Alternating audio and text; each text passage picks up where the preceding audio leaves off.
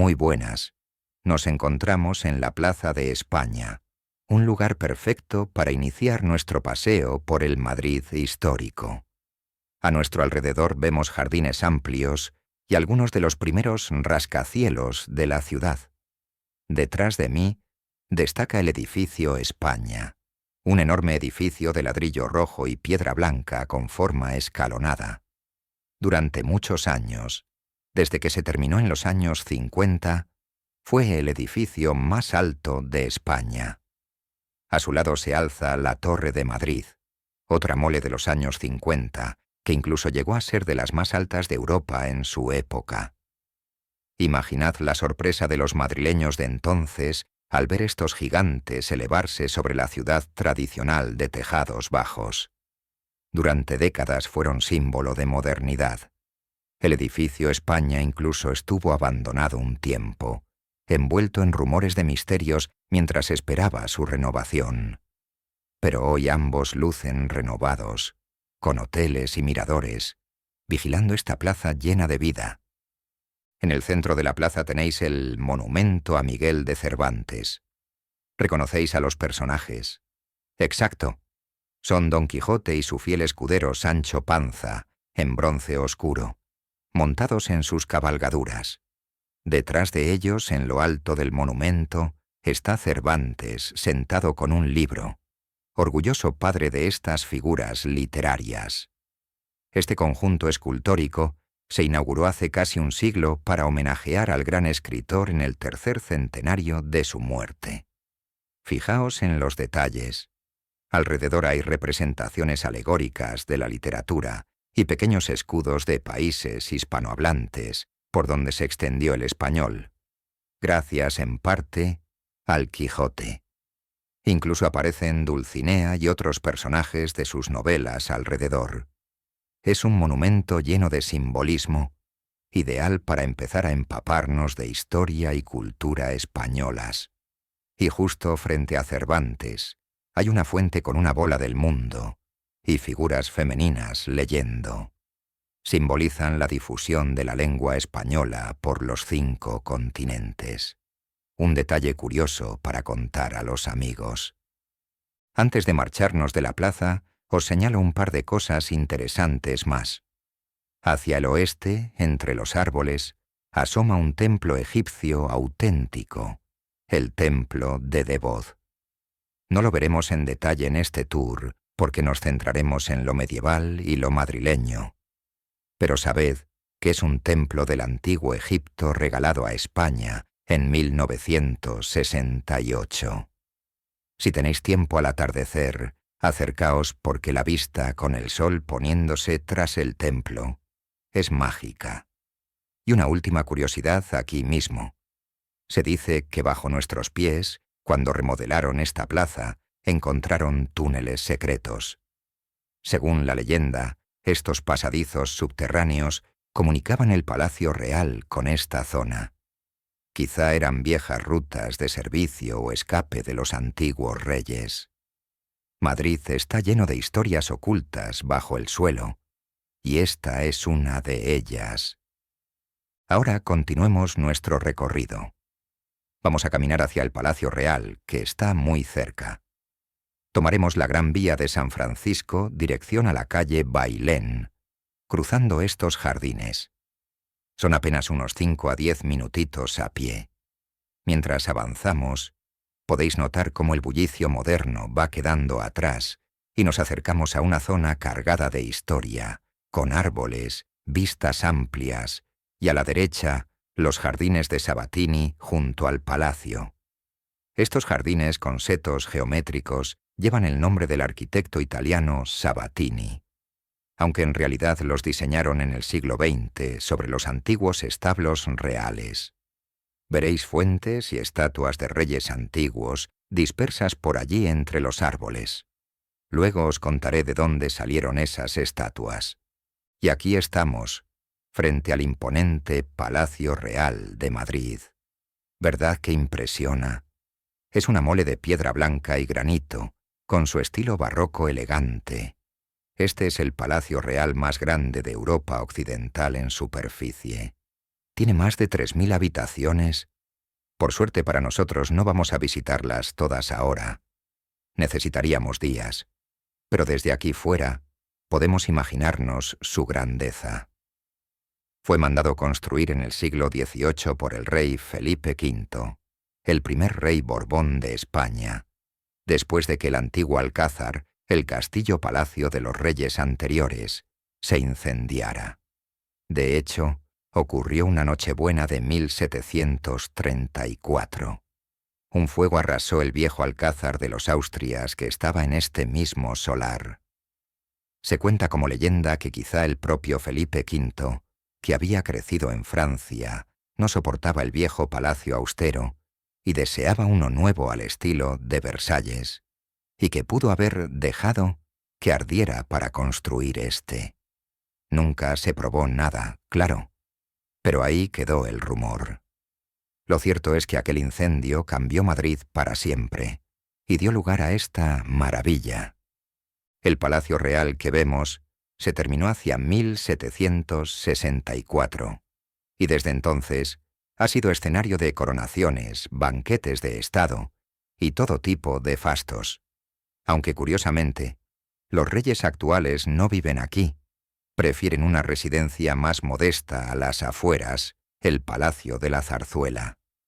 Este enorme edificio se usa para ceremonias oficiales y visitas turísticas. Aún así, vaya casa de vacaciones tienen. Imaginad salas con frescos de artistas italianos, escaleras de mármol por las que han bajado emperadores y presidentes, y tesoros como violines Stradivarius, armaduras medievales y hasta un trono de oro. Desde aquí podemos ver la fachada principal con su balcón central, donde a veces se asoma el rey en eventos especiales, y la plaza de la Armería delante, donde hacen los relevos solemnes de la Guardia Real. Os había mencionado las estatuas de los jardines cercanos. Mirad hacia los jardines de Sabatini a nuestra derecha y la Plaza de Oriente a nuestra izquierda. Veréis estatuas de antiguos monarcas españoles, alineadas como un ejército pétreo. Iban a estar originalmente en lo alto de la cornisa del Palacio Real, adornando el tejado. Eran más de 100 figuras hechas en el siglo XVIII. Pero ¿sabéis qué pasó? La reina Bárbara de Braganza, esposa de Fernando VI, tuvo una pesadilla recurrente. Soñó que un terremoto sacudía Madrid y las pesadas estatuas caían del techo, justo encima suyo. La pobre lo contó asustada, y ya fuese por el sueño de la reina o por pura precaución de ingeniería, al final decidieron no subir las estatuas al tejado. Se quedaron guardadas en los sótanos durante años, hasta que terminaron colocándolas en estos jardines y otros puntos de la ciudad. Así que, por una pesadilla real, esos reyes de piedra acabaron a ras de suelo y no coronando el palacio. Mejor para nosotros, que podemos verlos de cerca durante un paseo. Pero no todas las historias del palacio son tan pintorescas. También hay relatos misteriosos. Imaginad el panorama tras aquel incendio del Alcázar en 1734, con ruinas humeantes. Cuando Felipe V se empezó a construir el nuevo palacio sobre esos restos, los obreros decían escuchar ruidos extraños, lamentos y ver sombras entre los escombros. Estaban aterrados. Muchos creían que eran los fantasmas de antiguos habitantes del lugar. Tal vez almas en pena de la época medieval, incluso de moros que vivieron aquí antes de la conquista cristiana. La situación llegó a tal punto que el propio rey ordenó hacer un exorcismo durante la construcción. Trajeron sacerdotes para bendecir el sitio, ahuyentar espíritus y dar paz a esas almas inquietas. ¿Funcionó? ¿Quién sabe? Pero la obra continuó sin sobresaltos mayores. Aún hoy hay quien asegura que en las noches silenciosas se siente alguna presencia en el palacio. Leyendas aparte, es un detalle que demuestra lo en serio que se tomaban el mundo sobrenatural en aquella época. Y hablando de secretos ocultos, Debajo del palacio también hay un laberinto de pasadizos. Muchos están cerrados hoy, pero se sabe que existen. Uno conectaba directamente con un convento cercano, el Monasterio de la Encarnación, para que los reyes pudieran ir a misa sin salir a la calle. Vaya privilegio. También se dice que algún rey juerguista del siglo de oro, como Felipe IV, usaba túneles para escaparse de palacio y tener citas amorosas secretas con una monja enclaustrada. Imaginaos la novela. Y más tarde, en tiempos convulsos, se construyó un pasadizo hasta el río Manzanares para huir en caso de necesidad. Así que bajo nuestros pies podría haber todo un Madrid subterráneo de reyes escapistas. Cuando caminéis por Madrid, pensad que debajo puede haber siglos de historias ocultas. Bien, vamos a seguir adelante. Hemos disfrutado de la majestuosidad del Palacio Real y la Catedral de la Almudena justo enfrente. Por cierto, es la Catedral de Madrid, terminada apenas en 1993, después de más de un siglo de obras, impresionante mezcla de estilos modernos y neoclásicos. Ahora nos dirigimos hacia la Plaza de la Villa, entrando de lleno en el Madrid más antiguo. Tomaremos la calle Mayor, que sale justo al lado del palacio hacia el este. Son unos 5 minutitos andando hasta la Plaza de la Villa, así que acompañaos y os voy contando por el camino alguna curiosidad. Mientras caminamos por la calle Mayor, fijaos en los edificios históricos que nos rodean. Esta calle ha visto de todo a lo largo de los siglos. Procesiones, reyes, revoluciones. De hecho, mirad arriba a la altura del número 88. ¿Veis ese balcón alto y la placa conmemorativa? En ese punto ocurrió un suceso digno de una novela de intriga. El atentado contra el rey Alfonso XIII el día de su boda. Imaginad la escena. 31 de mayo de 1906. La calle engalanada. El joven rey Alfonso XIII va en carroza con su nueva esposa, la reina Victoria Eugenia, saludando a la multitud tras casarse. De repente, desde ese balcón, un anarquista llamado Mateo Morral arroja un ramo de flores hacia la comitiva. Pero escondida dentro llevaba una bomba. Una explosión terrible sacude la calle Mayor. Fue un caos. Caballos encabritados, cristales rotos. Murieron varias personas entre la multitud, aunque milagrosamente los reyes sobrevivieron ilesos. La reina acabó con su vestido manchado de sangre, pero salió a salvo. Aquel intento fallido de asesinato marcó la historia de la ciudad, y aún hoy, ese balcón sirve de recuerdo de lo que Madrid ha vivido. Increíble, ¿verdad? Pues ya veis, cada rincón tiene su anécdota. Y ahora sí, ya llegando a nuestro siguiente destino, regresamos muchos más siglos al pasado. Entramos en la Plaza de la Villa, una plazuela pequeña pero vaya joya medieval. Dejad que os la describa porque estamos literalmente en el corazón del Madrid de los Austrias, e incluso anterior. Esta plaza fue durante siglos el centro administrativo de la ciudad. Aquí estuvo el Ayuntamiento de Madrid hasta hace pocas décadas. Mirad a un lado. Ese edificio señorial de ladrillo y granito con torreones es la Casa de la Villa, del siglo XVII, antiguo ayuntamiento. En la fachada tiene el escudo de la ciudad y balcones donde se proclamaban edictos o se asomaban las autoridades. Pero más interesante aún es lo que vemos enfrente. Fijaos en la Casa y Torre de los Lujanes, ese edificio de ladrillo rojizo con una torre medieval en la esquina. ¿Sabíais que este es uno de los edificios civiles más antiguos de Madrid? Data del siglo XV. Tiene ventanitas ojivales góticas y un aire mudéjar muy curioso. Pues bien, hay una leyenda muy famosa asociada a esta torre. Se dice que aquí estuvo preso nada menos que un rey de Francia. Sí, suena raro. ¿Qué pintaría un rey francés preso en Madrid? Os cuento. En 1525, en la batalla de Pavía, el emperador Carlos V, que reinaba España, capturó al rey Francisco I de Francia. Lo trajeron a Madrid como prisionero para negociar su rescate. La tradición sostiene que Francisco I estuvo recluido un tiempo en esta torre de los Lujanes. Imaginad al orgulloso monarca francés, acostumbrado a Versalles, teniendo que asomarse por esas ventanitas con rejas. Dicen incluso que la puerta de la torre es tan baja que el altísimo Francisco I tuvo que agachar la cabeza para entrar, haciendo reverencia forzada a sus captores españoles. Una humillación simbólica muy del gusto de la época. No sabemos si es 100% cierto, porque otros documentos dicen que el rey estuvo preso en el Alcázar, pero aquí en Madrid todos repetimos la historia de la torre. ¡Y qué demonios!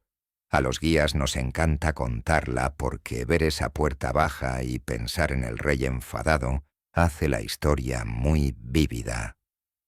A nuestro otro lado de la plaza está la Casa de Cisneros, un palacio plateresco del siglo XVI, de piedra rosada. Fue encargada por un sobrino del famoso cardenal Cisneros. Esta casa también tiene lo suyo. Sirvió como residencia de nobles y, en el siglo XVI, incluso de prisión de lujo. ¿Recordáis al secretario del rey Felipe II, llamado Antonio Pérez? ¿Ese intrigante personaje de nuestra historia? Pues Antonio Pérez estuvo encarcelado en esta casa en 1590, acusado de traición. Era un preso VIP, así que en vez de mazmorra fría, lo tenían en este palacete bajo guardia. Pero hete aquí que Antonio Pérez no quería quedarse a averiguar su sentencia. Una noche logró escapar descolgándose por una ventana con sábanas anudadas, como en las películas. Saltó al callejón y huyó aprovechando la oscuridad. La cosa luego se complicó. Se refugió en Aragón y desencadenó otros líos, pero la parte que nos interesa es que justo aquí, en esta placita tranquila, ocurrió una fuga digna de novela de capa y espada. Si esas paredes hablaran, nos contarían conspiraciones cortesanas de alto voltaje. En medio de la plaza veréis una estatua de bronce de un hombre con barba y espada. Es don Álvaro de Bazán, un gran almirante del siglo XVI. Fue invencible en su carrera naval y planificó la Armada Invencible, que curiosamente solo fracasó después de su muerte, cuando otros tomaron el mando. La estatua lleva aquí desde finales del XIX, añadiendo un toque romántico a este rincón. Y os habréis dado cuenta de lo estrecha y recogida que es la plaza de la villa, con sus farolas antiguas. Da la sensación de viajar en el tiempo, ¿no? Un detalle curioso es el pasadizo elevado que une la Casa de Cisneros con la Casa de la Villa, por encima de ese callejón. Se añadió en el siglo XX, para conectar edificios municipales, pero parece sacado de un cuento medieval, como un puente secreto entre palacios. Después de este viaje al Madrid medieval, vamos a dar unos pasos más para llegar a un lugar muchísimo más amplio y famoso. Continuamos por la calle Mayor unos metros más, y al doblar la esquina nos vamos a encontrar con la Plaza Mayor de Madrid. Prepárate, porque pasamos de una placita recoleta a un enorme espacio abierto rodeado de soportales. Aquí estamos. Bienvenidos a la Plaza Mayor. Esta plaza porticada es uno de los escenarios más emblemáticos de Madrid. Seguro que os suena. Es un cuadrado casi perfecto, rodeado de edificios de 3 plantas con tejados de pizarra, balcones alineados y pintados de rojo. Hay 9 puertas de acceso formadas por arcos. Antiguamente aquí estaba el principal mercado de la villa y se llamaba Plaza del Arrabal, pero a principios del siglo XVII, el rey Felipe III ordenó construir esta gran plaza monumental para embellecer la capital de su reino. Se inauguró en 1619, en pleno siglo de oro. Por cierto, ese caballero a caballo en la estatua central es el propio Felipe III, el monarca que la creó. Bueno, su arquitecto Juan Gómez de Mora la diseñó, pero ya me entendéis. Pongámonos a la sombra de los soportales mientras os cuento historias de este lugar, porque vaya si las tiene. Durante siglos, la Plaza Mayor ha sido el corazón festivo y trágico de Madrid. Aquí se montaban mercados diarios y ferias. Todavía hoy en diciembre se pone el mercadillo de Navidad con sus puestos. También se celebraban corridas de toros en ocasiones especiales. Imaginaos la plaza llena de gente, cerraban las entradas con tablas y soltaban toros bravos, y los espectadores abarrotaban los balcones hasta arriba, como un estadio improvisado. Y no todo era fiesta. En la época de la Inquisición, la Plaza Mayor fue escenario de los llamados autos de fe, juicios públicos a herejes con sus sentencias, a veces terribles ejecuciones en la hoguera, un espectáculo dantesco presidido por las autoridades eclesiásticas. Hay constancia de que en 1680, por ejemplo, se celebró aquí un auto de fe enorme, con decenas de personas penitenciadas. Así que estos adoquines han visto celebraciones, tragedias y derramamiento de sangre. Con tanto evento a lo largo de los años, no es de extrañar que existan leyendas. Una muy famosa habla de un fantasma que vaga por la plaza en las noches frías, el espectro de un tal Cirilo, un hombre que fue condenado por la Inquisición. Cuentan que Cirilo fue ejecutado aquí injustamente en el siglo XVII y que su alma nunca encontró descanso. Muchos juran que, al caer la noche en invierno, han visto una figura borrosa entre las arcadas o han escuchado susurros lastimeros cuando la plaza estaba vacía. ¿Será verdad? ¿Quién sabe? Pero la historia del fantasma de la Plaza Mayor se ha transmitido durante generaciones. Desde luego, una plaza con esta historia bien podría tener sus fantasmas. Si alguna vez pasáis de noche cuando está tranquila, dejad volar la imaginación. Pero no todo es tenebroso en la Plaza Mayor. También hay anécdotas curiosas más mundanas.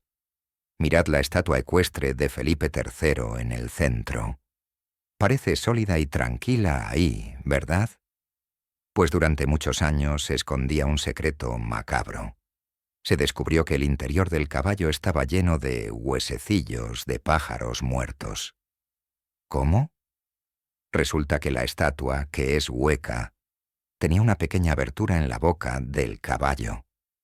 Los gorriones entraban por ahí en invierno buscando refugio, pero luego no podían salir y acababan muriendo dentro. Imaginaos, durante siglos, aquello fue acumulando esqueletitos. En 1931, una explosión, un petardo o bombita colocada por vándalos anticlericales, dicen, al inicio de la Segunda República, dañó la estatua. Al repararla, cayeron montones de huesos de gorrión, para horror de los presentes. Desde entonces se selló la boca del caballo para que no se repitiera el incidente. Así que el cementerio de pájaros quedó clausurado. Esta historia siempre arranca una mezcla de risa nerviosa y pobres pajaritos en quienes la escuchan. Cosas insólitas que uno aprende de una plaza tan antigua. Si miráis alrededor, uno de los lados de la plaza tiene frescos en la fachada. Es la Casa de la Panadería, el edificio más decorado, con figuras alegóricas pintadas. Fue panadería municipal en el siglo XVII y marcaba el precio del pan para todo Madrid. De ahí el nombre. Justo enfrente está la Casa de la Carnicería, que hacía lo propio con la carne. Vamos, que aquí el ayuntamiento controlaba los alimentos básicos para evitar que subieran demasiado de precio y hubiera disturbios. En la Casa de la Panadería También se celebraban bailes y fiestas de la realeza en sus salones superiores, y los reyes asistían a espectáculos en la plaza desde sus balcones centrales. Imaginad música barroca saliendo por esas ventanas en una noche de verano iluminada por antorchas. La plaza habría estado llena de madrileños curiosos viendo a su monarca divertirse. Otra cosita interesante. ¿Veis ese arco grande que sale de la plaza por la esquina suroeste, bajando unas escaleras? Es el arco de Cuchilleros. Ese pasaje tan pintoresco lleva hacia la cava de San Miguel, y su nombre viene de los talleres de cuchilleros, fabricantes de cuchillos, que se instalaron allí para proveer a los carniceros de la plaza. Pues bien, bajo ese arco y en las cuevas cercanas, hubo antiguas tabernas y bodegas donde cuenta la leyenda que se escondía Luis Candelas, el bandolero más famoso de Madrid. Luis Candelas era como un Robin Hood castizo del siglo XIX, un ladrón elegante que robaba a los ricos, aunque lo de dar a los pobres es discutible, y que tenía 1000 disfraces. Se dice que tenía un escondite secreto en una cueva cerca de la Plaza Mayor, donde repartía el botín con su banda y escapaba de la policía de la época. Finalmente fue capturado y ajusticiado en 1837, pero hoy aún se recuerda su figura con cierta simpatía. De hecho, por aquí cerca hay un restaurante típico que lleva su nombre, y los camareros te cuentan sus hazañas encantados. Así que cuidad vuestros bolsillos, no vaya a ser que el fantasma de Candelas ande suelto. Bromeo, por suerte, ahora la zona es muy segura. Tras disfrutar de la Plaza Mayor y su ambiente, si estuviéramos aquí más tarde, podríamos tomar algo en una de sus terrazas, o curiosear en la filatelia los domingos por la mañana donde venden sellos y monedas antiguas. Vamos a nuestro último destino del recorrido. Salimos de la Plaza Mayor por el arco que nos lleva de nuevo a la calle Mayor, y en apenas 2 cuadras llegamos a la Puerta del Sol, kilómetro 0 de Madrid y de España. Notaréis el cambio. Sol es una plaza abierta, bulliciosa, verdaderamente el centro neurálgico de la ciudad. Seguramente ya habéis oído hablar de ella, y con razón. Aquí confluyen varias calles importantes y siempre está llena de vida a cualquier hora.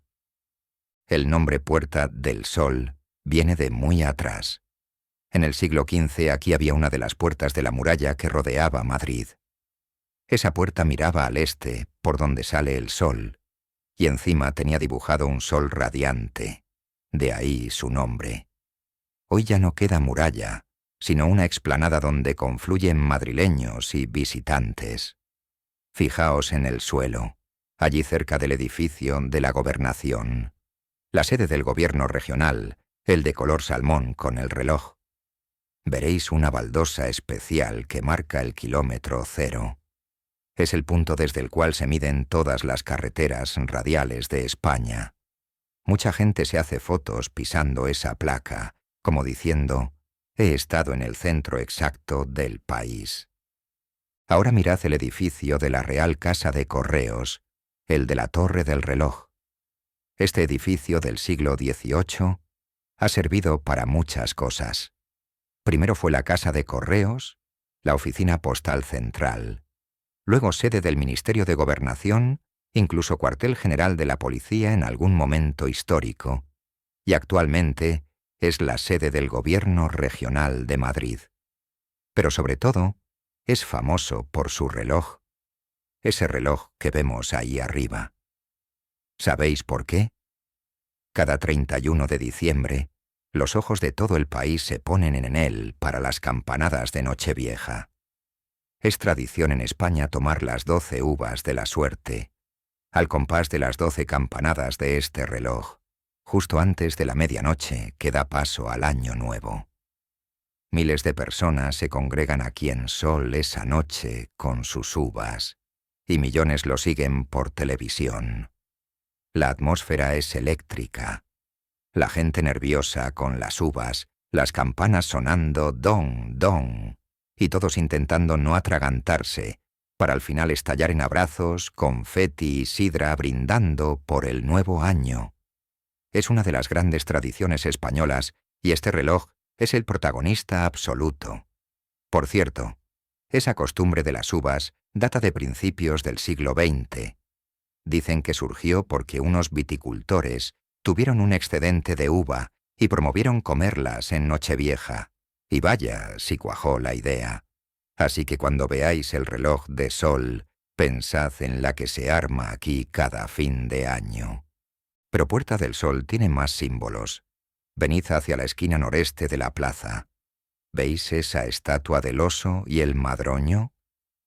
Es posiblemente la foto más típica de Madrid. Representa un oso subido a un madroño, que es un arbolito con frutos rojos. Este conjunto es el escudo de la ciudad de Madrid desde la Edad Media. Hay varias teorías sobre su origen. Una cuenta que en tiempos medievales había muchos osos en los bosques de la zona y abundaban los madroños. Así que los madrileños lo adoptaron como símbolo de la riqueza natural. Otra versión habla de un pleito entre el ayuntamiento y la iglesia por los terrenos de caza y cultivo alrededor de la villa. Finalmente acordaron que los bosques con osos serían del concejo, la ciudad, y los campos con árboles frutales del clero. Por eso en el escudo el oso, la fauna y el árbol, la flora, aparecen juntos, representando la unión entre la ciudad y la iglesia tras ese acuerdo. Sea como fuere, el oso y el madroño se han convertido en icono entrañable. Muchos madrileños quedan junto al oso al darse citas en Sol.